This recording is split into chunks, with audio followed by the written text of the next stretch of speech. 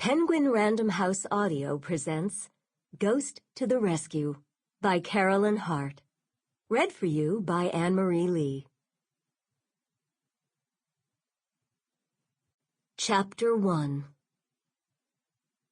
Katie Davenport looked up at the stars. Would it make a difference if she asked? After all, she was 13, not a little kid anymore, looking up at the night sky and thinking that bright star was listening to her. But still, starlight, star bright, first star I see tonight. I wish I may, I wish I might, have this wish I wish tonight. Please help my mom.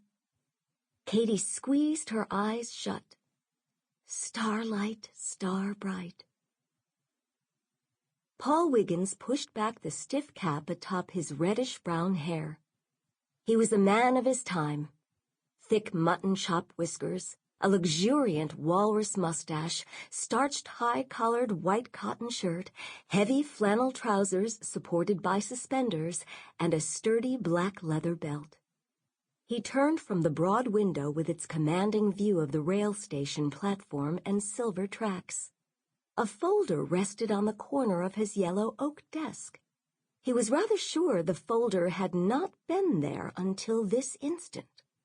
The folder's presence reminded him of the power of hopes and wishes that wing their way across starry night skies. He picked up the folder, smiled at a boisterous cover of unicorns, shooting stars, soccer balls, and laptops. He lifted the flap. A dossier contained a photograph of an attractive woman in her mid-30s with frizzy brown hair and an expressive face. Ah, yes, Deidre Davenport. Single mom, struggling author, job seeker. He scanned the facts. Deidre Davenport was in a tough spot, though not the kind of trouble usually dealt with by members of his department. Still, heartfelt pleas mattered to him. Starlight, star bright. Slowly, he nodded. He knew the perfect person to send to the rescue. I welcomed the gentle slap of a swell, quite different from towering waves that crashed over and sank the Serendipity on our ill-fated fishing trip in the Gulf. A steady backstroke carried me through warm, salty water toward a beach similar to Padre Island. I took a breath of salt-scented air. Then abruptly, as if galvanized, I picked up speed. I had a sudden bright picture of Wiggins in my mind. Wiggins, the chief of the Department of Good Intentions, dispatched emissaries to Earth to aid those in trouble. In my mind, I heard the sounder on his desk amplifying the clack of the teletype. I reached shallow water and stood. True to my thought, a telegram sprouted in my hand. Breathlessly, I read the message.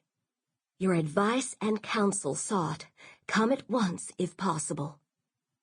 Wiggins is old-fashioned.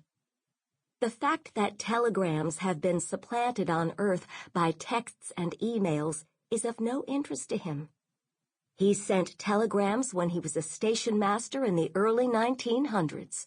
He sends telegrams now. I moved fast, the sudsy warm water splashing as I went. On the beach, my ethereal form appeared in a fetching summer blouse and skirt. No need for towels and such.